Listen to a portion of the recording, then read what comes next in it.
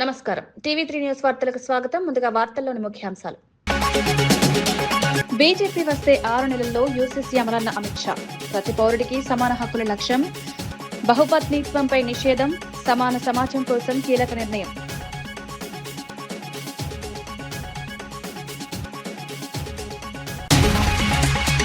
Congress BRS బొమ్మ బొరుసులున్న రఘునందన్ విమర్శ. కాళేశ్వరంపై పూర్తి సీబీఐ విచారణ.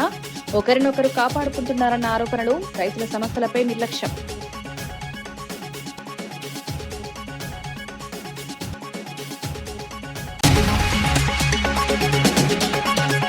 మహిళా రిజర్వేషన్ పై కాంగ్రెస్ పై పురంధేశ్వరి ఘాటు విమర్శలు.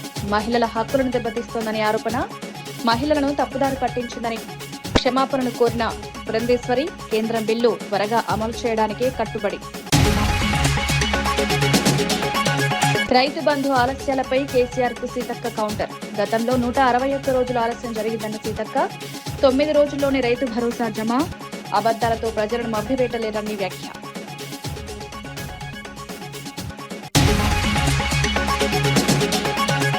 డేంజర్ లీడర్ అంటూ స్టాలిన్ వ్యాఖ్యలు. తమిళనాడు రక్షణలో తాను డేంజర్ అన్న స్టాలిన్. రాష్ట్రానికి హాని చేసే శక్తులపై కఠిన చర్యలు. తమిళ గౌరవం కోసం రాజీ పడనన్న స్టాలిన్.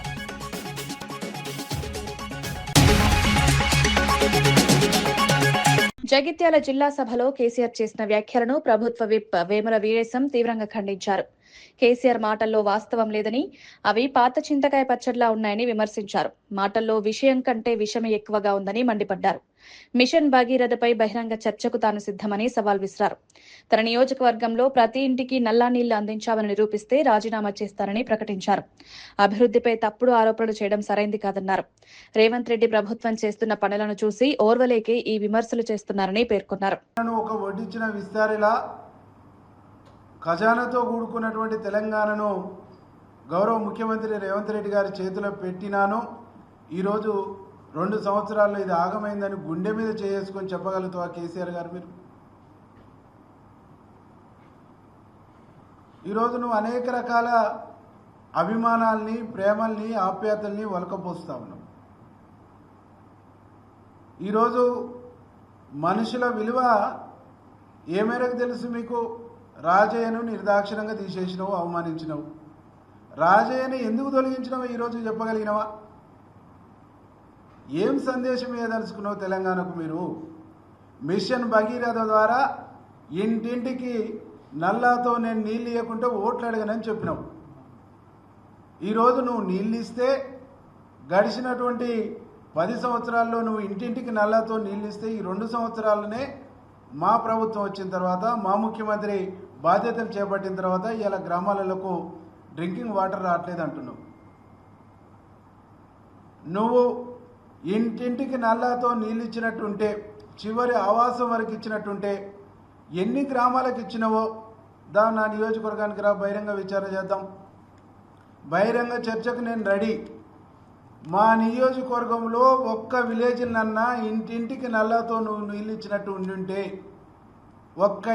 ఒక్క విలేజ్ అన్నా పర్ఫెక్ట్గా ఒక విలేజ్లో ఇంటింటికి నల్లాతో నువ్వు నీళ్ళు ఇచ్చినట్టుంటే నేను రాజకీయాల నుంచి తప్పుకుంటా.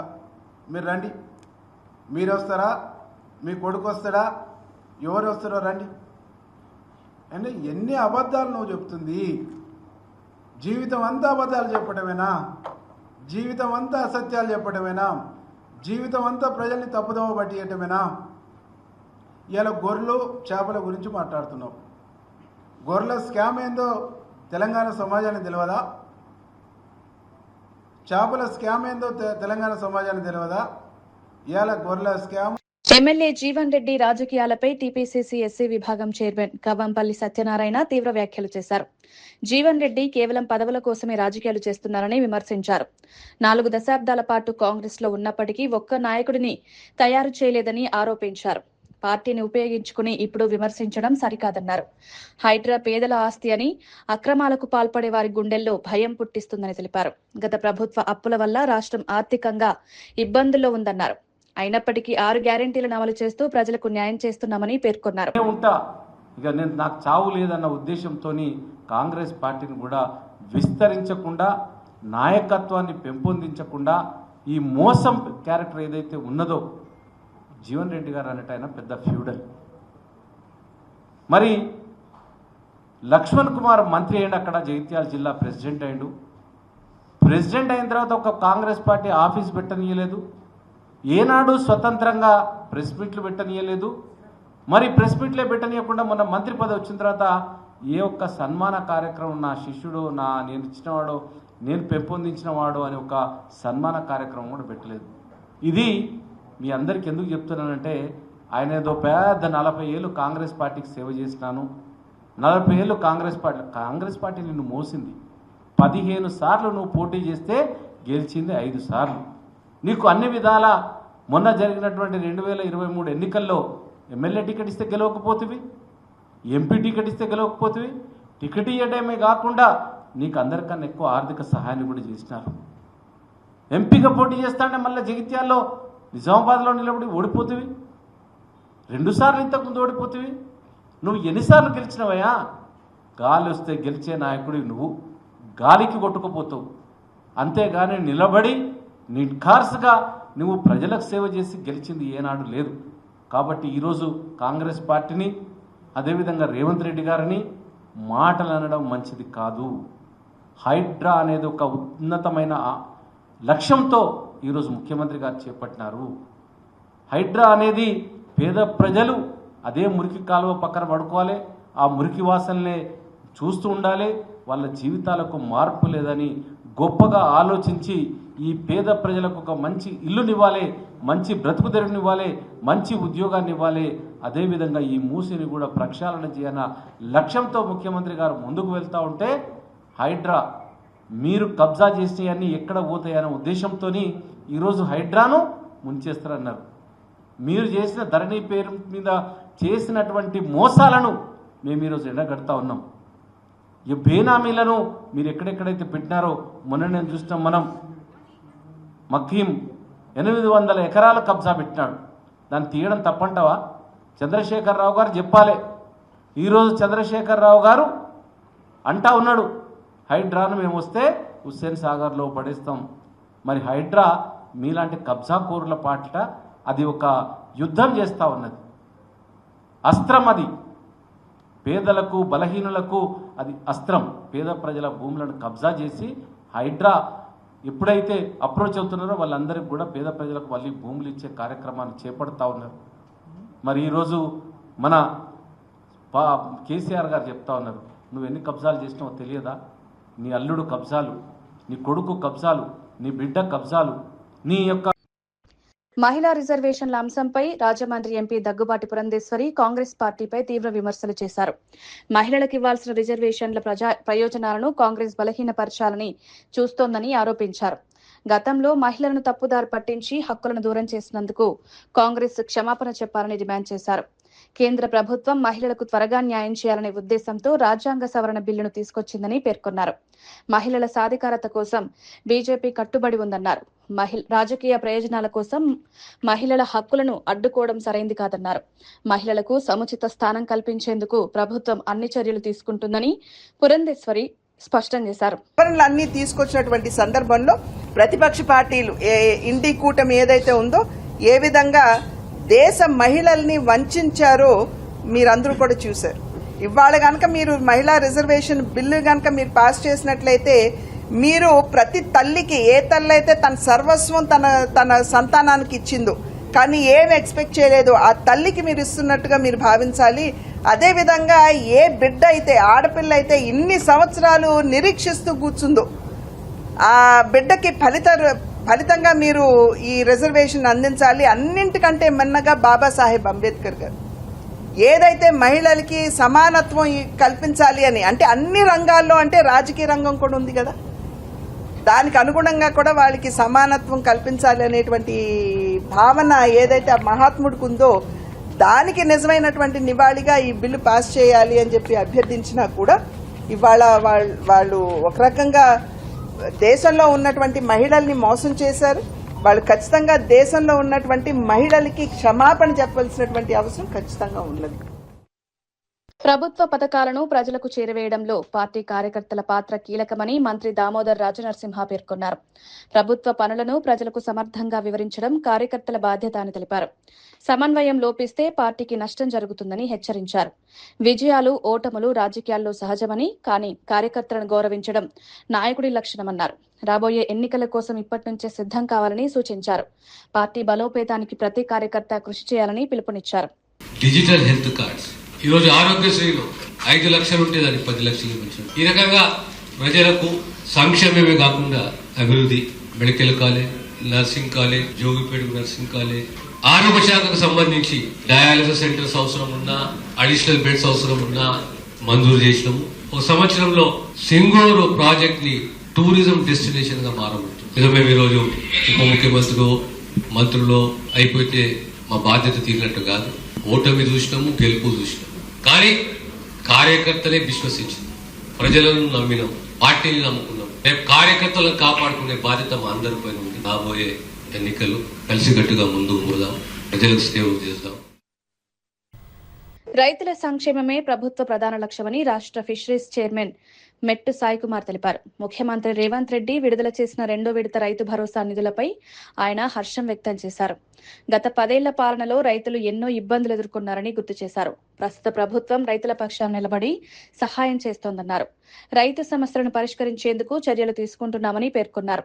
కేసీఆర్ ఫామ్ హౌస్ కే పరిమితమయ్యారని విమర్శించారు. ప్రజలు ఆయన మాటలను నమ్మే పరిస్థితి లేదన్నారు. రైతుల అభివృద్ధి కోసం ప్రభుత్వం కృషి కొనసాగిస్తుందని స్పష్టం చేశారు. 10 సంవత్సరాలు మామ, అల్లుడు, కొడుకు, బిడ్డ, సటకుని కొడుకులు అందరూ వచ్చి తెలంగాణ రాష్ట్రాన్ని 10 సంవత్సరాలు దోచుకొని, దాచుకొని, పెంచుకొని, పంచుకొని ఇప్పుడు స్థిరంగా నీతులు మాట్లాడుతూ ఉన్నారు, పునీతమైన మాటలు మాట్లాడుతూ ఉన్నారు.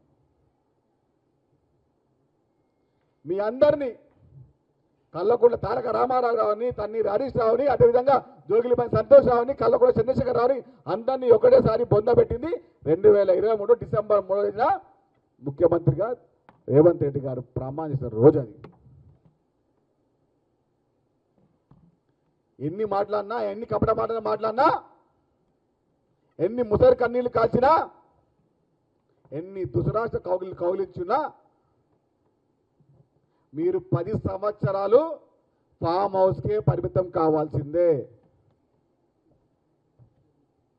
కల్వకుంట్ల చంద్రశేఖరరావు గారు ఇప్పుడు ప్రతిపక్ష హోదాలు ఉన్నారు. ముఖ్యమంత్రి గారు ఒక మాట చెప్పిరంటే అది 100కు 100% చేసి చూపిస్తున్న ఘనత యనుమల రేవంత్ రెడ్డి గారిది మాత్రమే. చెప్పిన ప్రకారంగా మిమ్మల్ని అధికారించమన్నారు, దించి చూపించారు. 2029లో బీఆర్ఎస్ పార్టీకి ప్రతిపక్ష హోదా రాకుండా కూడా చూసుకుంటున్న ప్రతి మాటకు 100కు 100% అది నిజమై తీరుతుంది. వచ్చే ఎన్నికల్లో కల్వకుంట్ల చంద్రశేఖరరావు, తన్నీరు హరీష్ రావు, అదేవిధంగా కల్వకుంట్ల తారక రామారావు కూడా మాజీలు కాక తప్పదు. సిరిసిల్ల, సిద్దిపేట్, S1, S2 ఈ ఇద్దరు తాజా మాజీలు కాక తప్పదు. అహంకారంగా మాట్లాడుతూ ఉన్నారు, మదమెక్కి మాట్లాడుతూ ఉన్నారు. గత 10 సంవత్సరాలు లక్షల వేల కోట్ల రూపాయలు దోచుకొని ఆ దాచుకున్న తోపుతో అహంకారంగా మాట్లాడుతూ ఉన్నారు. మాజీ సీఎం కేసీఆర్ వ్యాఖ్యలపై మంత్రి సీతక్క ఘాటు విమర్శలు చేశారు. బీఆర్ఎస్ హయాంలో రైతు బంధు పంపిణీ ఆలస్యంగా జరిగిందని గణాంకాలతో సహా వివరించారు. 2018 యాసంగిలో 161 రోజులు, 2022-23లో 148 రోజులు పట్టిందని గుర్తు చేశారు. కానీ ప్రస్తుత ప్రభుత్వం కేవలం 9 రోజుల్లోనే 9,000 కోట్ల రైతు భరోసా నిధులను రైతుల ఖాతాల్లో జమ చేస్తుందని స్పష్టం చేశారు. గతాన్ని మర్చిపోయి మాట్లాడడం సరికాదన్నారు. రైతులను ఇబ్బంది పెట్టిన పాలనను ప్రజలు మర్చిపోలేరని పేర్కొన్నారు. కాంగ్రెస్ ప్రభుత్వం రైతులకు అండగా నిలుస్తుందని తెలిపారు. సందర్భాలు చాలా ఉన్నాయి. అదే విధంగా వాళ్ళు చేసినటువంటి అప్పులు, మేము మొదటి నుంచి చెప్తున్నాం, చేసినటువంటి అప్పులకు వడ్డీలు కట్టడానికే ఈ రోజు ఉన్నంత ఇన్కమ్ అంతా కూడా అటుపోతుంది. వాళ్ళు 11-12% వడ్డీకి తెస్తే మేము 7%కు తగ్గించడం కూడా మన ముఖ్యమంత్రి గారు తగ్గించడం కూడా జరిగింది. కాబట్టి కొన్ని ఆర్థిక ఇబ్బందుల మూలంగానే లేట్ అయినా మేము ఒకవేళ అందుబాటులో ఏదైనా వెసులుబాటు రాగానే అదే 9 రోజులలో 9,000 కోట్ల రూపాయలు వేసినటువంటి చరిత్ర కూడా ఉంది.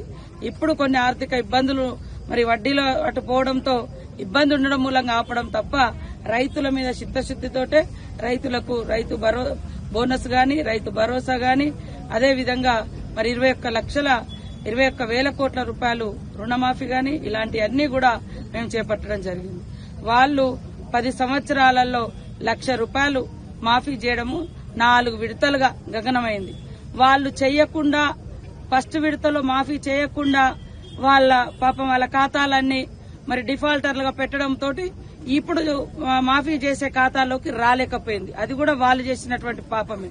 2016-17లో జరగాల్సినటువంటి మాఫీని ఆ రుణమాఫీ జరగకుండా వాళ్ళు అట్లనే వదిలేయడంతో వాళ్ళు మేము ఎప్పటి నుంచి చేస్తామన్నాం 2018 తర్వాత ఏదైతే ఉందో ఆ వాటికి మన గవర్నమెంట్ వచ్చిన తర్వాత 23 నుంచి మనం ఒప్పుకోవడం జరిగింది.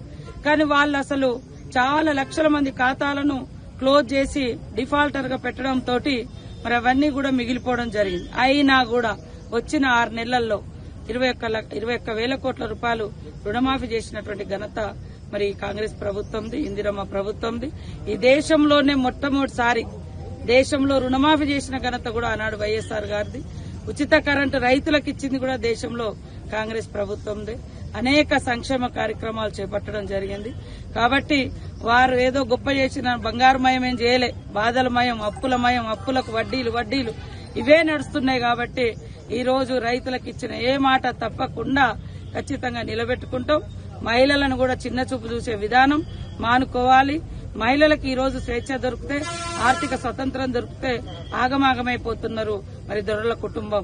అంటే వాళ్ళ బిడ్డలే, వాళ్ళ కొడుకులే రాజ్యాలు ఏలాలే, వాళ్ళ కొడుకులే, వాళ్ళ బిడ్డలే మరి స్వతంత్రంగా ఉండాలి. కానీ మిగతా ఏ బిడ్డ స్వతంత్రంగా ఎదగకూడదు, ఏ మహిళ బయటకు వచ్చి మరి స్వతంత్రంగా తిరగకూడదు అనేటువంటి కుట్రలతోటే ఇవాళ ఉచిత బస్సు మీద కూడా మరి తప్పుడు మాటలు మాట్లాడుతున్నారు. ఇది కరెక్ట్ కాదు.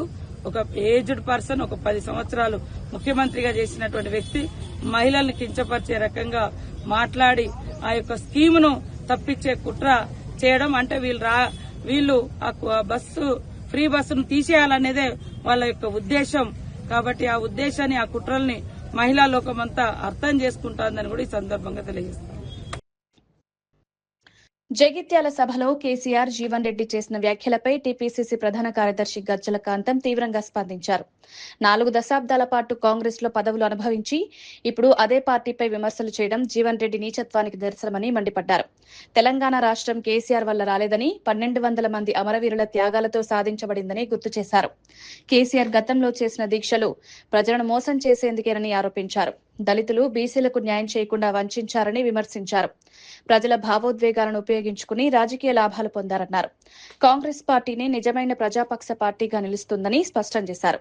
తెలంగాణ భవిష్యత్తు కోసం కాంగ్రెస్ పార్టీని అధికారులకు తీసుకురావాలని లక్ష్యం కొద్దీ తెలంగాణ రాష్ట్రం తిరిగి రాష్ట్రంలో కాంగ్రెస్ పార్టీని అధికారులకు తీసుకొచ్చినటువంటి మా ముఖ్యమంత్రి రేవంత్ రెడ్డి గారిని నువ్వు మాట్లాడతావా? ఏంటంటే నువ్వు బాధ్యతలు మోసినావా?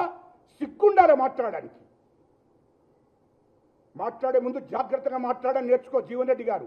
నువ్వు వయసులో పెద్దోను కాబట్టి నేనేం మాట్లాడకుండా వదిలేస్తున్నా. నువ్వేం చేయలేవు. మా ముఖ్యమంత్రి రేవంత్ రెడ్డి గారు ఎంటిక కూడా వీకలేవు నువ్వు. అది చెప్తున్నా మేము. రెండవది ఏమయ్యా నీకు ఈ విషయాలన్నీ మాట్లాడినావు. ఏమయ్యా నీకు తెలంగాణ ఉద్యమం గురించి జీవన్ రెడ్డి గారు నీకేం తెలుసు? నువ్వు ఏం త్యాగం చేసినావు, ఏం బీకినావని తెలంగాణ ఉద్యమం గురించి మాట్లాడావు.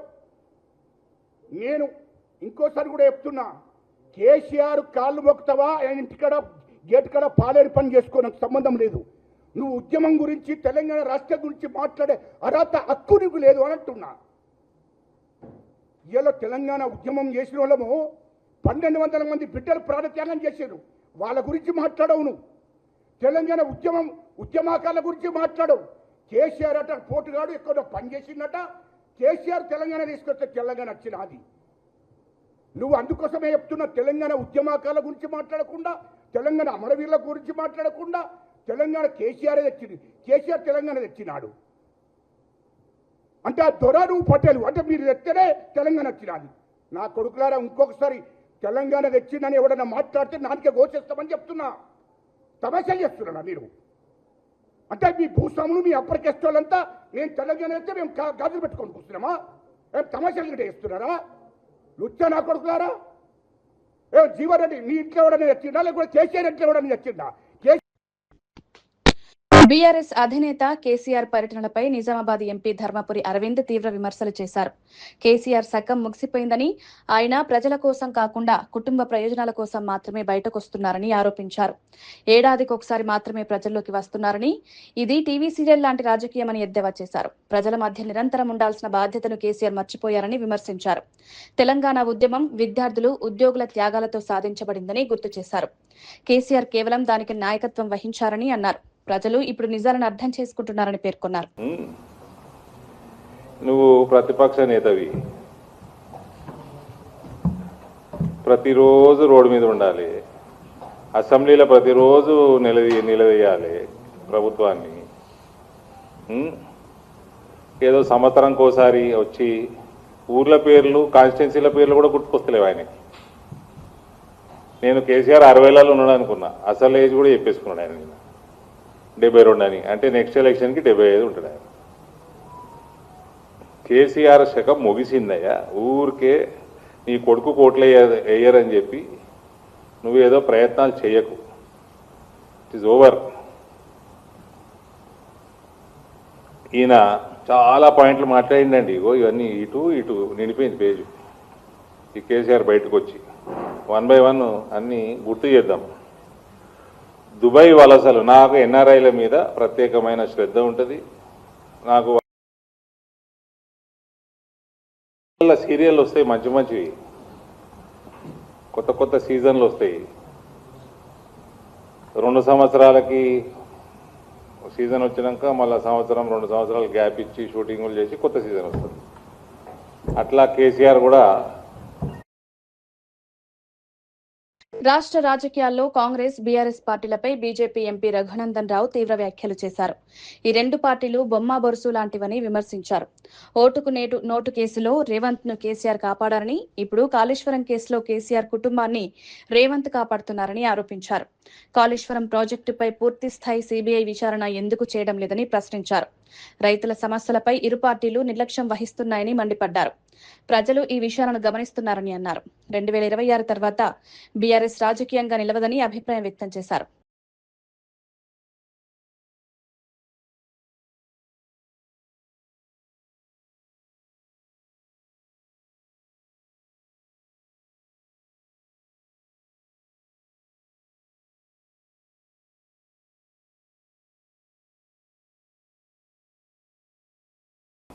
ఇద్దరు ప్రజల సొమ్ము చేత జీతాలు తీసుకొని బాధ్యతాయుత స్థానంలో పనిచేయాల్సినటువంటి గౌరవ రాష్ట్ర ముఖ్యమంత్రి గారు, ఒకవేళ ముఖ్యమంత్రి గారు వైఫల్యం చెందితే, ప్రభుత్వం వైఫల్యం చెందితే ముళ్ళుగడ్డ పట్టుకొని ప్రభుత్వాన్ని గాడిన పెట్టి సరి అయినటువంటి తోవలో నడిపించాల్సినటువంటి ఆయనే ఇంకొక ఆయన ప్రతిపక్ష నాయకుడు. దాదాపు అన్ని దినపత్రికలలో పొద్దుగా లేచి ఇద్దరు కలిసి తెలంగాణ రాష్ట్రాన్ని అభివృద్ధి చేసేందుకు, తెలంగాణ రాష్ట్ర ముఖ చిత్రాన్ని మార్చేందుకు ఏమేమి హామీలు ఇచ్చిరో చూద్దామని పొద్దుగా లేచి పేపర్లు చదివినండి. 3 గంటలు చదివాను అన్ని పేపర్లు, తెలుగు, హిందీ, ఇంగ్లీష్, ఉర్దూ అన్ని చదువుకొని వచ్చి. ఒక ఆయన అంటాడు నా సాగు కోరుతున్నారు, వాని సంగతి చూస్తా అంటాడు. ఇంకొక ఆయన అంటాడు వాళ్ళకి ప్రతిపక్ష హోదా రాకుండా చేస్తా నేను, లేకపోతే నా పేరు మార్చుకుంటా అంటాడు. అన్న, నువ్వు పేరు మార్చుకుంటే ఈ రాష్ట్ర ప్రజలకి ఏం రాదు. ఆయన సచ్చినా మాకేం రాదు, బతికినా మాకేం రాదు. ఆయన ఫామ్ హౌస్ కాడికి రైతులు వచ్చి ఆత్మహత్యలు చేసుకుంటే పైసలు ఇయ్యక 10 ఏళ్ళు పాలించిన ఆయన ఊర్ల పేర్లతో సహా చెప్పినాం. దౌలతాబాద్, దుబ్బాక నియోజకవర్గం వాళ్ళు, గజ్వేల్ నియోజకవర్గానికి సంబంధించి. తమిళనాడు ఎన్నికల ముందు సీఎం ఎంకే స్టాలిన్ విడుదల చేసిన వీడియో రాజకీయ వర్గాల్లో చర్చనీయాంశమైంది. కరుణానిధి కంటే ప్రమాదకరమైన నాయకుడని విమర్శలు వచ్చిన సందర్భాన్ని గుర్తు చేసుకుంటూ స్పందించారు. తనను తండ్రితో పోల్చుకోలేనని, కానీ రాష్ట్రాన్ని కాపాడడంలో తాను డేంజర్ అవుతానని స్పష్టం చేశారు. తమిళనాడుకు దోహం చేసే శక్తులపై కఠినంగా వ్యవహరిస్తారన్నారు. అభివృద్ధిని అడ్డుకునే వారిపై పోరాటం కొనసాగిస్తానని తెలిపారు. తమిళుల గౌరవం, రాష్ట్ర ప్రయోజనాల కోసం ఎప్పటికీ రాజీ పడనని స్పష్టం చేశారు.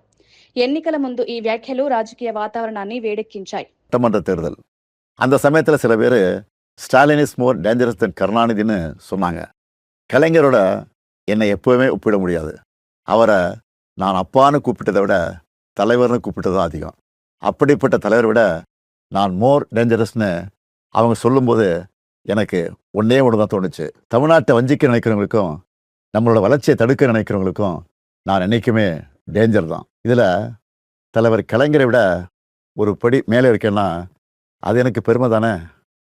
ஏன்னா இதெல்லாம் நம்ம தமிழர்களுடைய பிளட்லேயே இருக்குது. என் மேலே நம்பிக்கை வச்சு நீங்கள் என்ன சிஎம் ஆக்கி 5 வருஷம் ஆச்சு. ஸ்டாலின் சார் சிஎம் ஆனதெல்லாம் ஓகே, இந்த 5 வருஷத்தில் மக்களுக்கு என்ன பண்ணியிருக்கீங்க அப்படின்னு யாராவது கேட்டால் நம்மளால் மணிக்கணக்கா ஏன் நாள் கணக்காக கூட பேச முடியும். முக்கியமாக எப்போவுமே தமிழ்நாட்டை வஞ்சிக்கிற ஒன்றிய அரசை எதிர்த்து தமிழ் மக்களுக்காக சண்டை செஞ்சிருக்கிறத இன்னும் பெருமையாக என்னால் சொல்லிக்க முடியும். சமூக நீதியுடன் கூடிய வளர்ச்சிங்கிறது தான் நம்முடைய முதன்மையான குறிக்கோள். அந்த வகையில் கர்ப்பிணி பெண்களுக்கு மகப்பேறு உதவித்தொகை, மகளிர் உரிமை தொகை, மகளிர் விடியல் பேருந்து பயணம், தோழி மகளிர் விடுதி, மக்களை தேடி மருத்துவம்னு கருவில் இருக்கிற குழந்தையிலிருந்து வயது முதிர்ந்த மூத்த குடிமக்கள் வரைக்கும் எல்லாரும் பயனடைகிற மாதிரி நிறைய திட்டங்களை கொண்டு வந்தோம். நம்மக்கிட்ட காசு இருந்தால் எடுத்துப்பாங்க, நிலைமை இருந்தால் பிடிங்கிப்பாங்க. ஆனால் படிப்பு மட்டும் யாராலையும் உங்கள்கிட்ட இருந்து எடுத்துக்கவே முடியாதுன்னு ஒரு சினிமா வசனம் இருக்குது. அது 100க்கு 100 உண்மை. நான் பதவியேற்றதிலிருந்து மாணவர்களை சந்திக்கும் போதெல்லாம் இதே கருத்தை தான் சொல்லிக்கிட்டு இருக்கேன். கல்வி ஒன்று தான் உங்ககிட்ட இருந்து யாரும் திருட முடியாத ஒரே சொத்து. அதனால தான் స్కూల్లో కాలే ఉణువు తిట్టాం. కాలేజ్ స్టూడెంట్ పశ్చిమ బెంగాల్ ఎన్నికల ప్రచారంలో కేంద్ర మంత్రి అమిత్ షా కీలక వ్యాఖ్యలు చేశారు. ఈ ఎన్నికలు కేవలం ప్రభుత్వ ఏర్పాటుకే కాకుండా రాష్ట్ర భవిష్యత్తుకు సంబంధించినవన్నారు.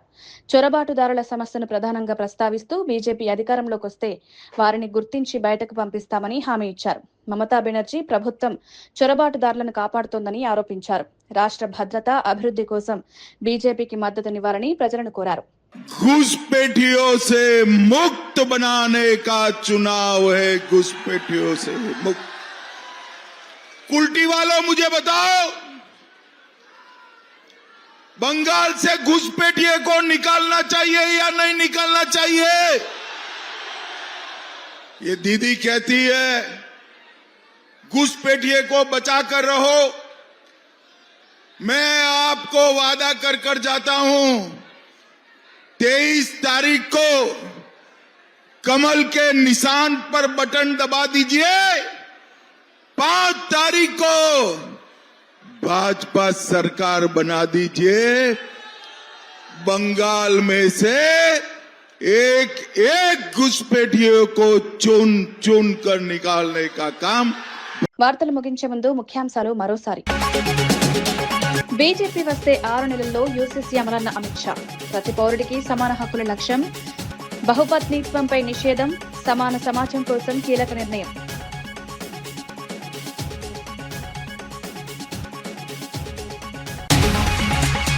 కాంగ్రెస్, బీఆర్ఎస్ బొమ్మ బొరుసులున్న రఘునందన్ విమర్శ. కాళేశ్వరంపై పూర్తి సీబీఐ విచారణ. ఒకరినొకరు కాపాడుకుంటున్నారన్న ఆరోపణలు. రైతుల సమస్యలపై నిర్లక్ష్యం.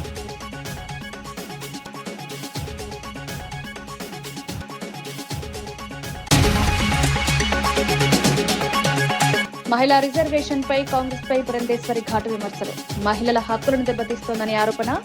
మహిళలను తప్పుదారి పట్టించిందని క్షమాపణను కోరిన పురంధేశ్వరి. కేంద్రం బిల్లు త్వరగా అమలు చేయడానికే కట్టుబడి.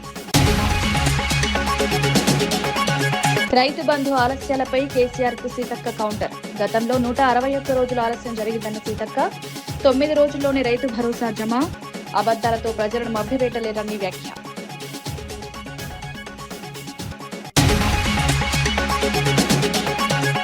డేంజర్ లీడర్ అంటూ స్టాలిన్ వ్యాఖ్యలు. తమిళనాడు రక్షణలో తాను డేంజర్ అన్న స్టాలిన్. రాష్ట్రానికి హాని చేసే శక్తులపై కఠిన చర్యలు. తమిళ గౌరవం కోసం రాజీ పడనన్న స్టాలిన్.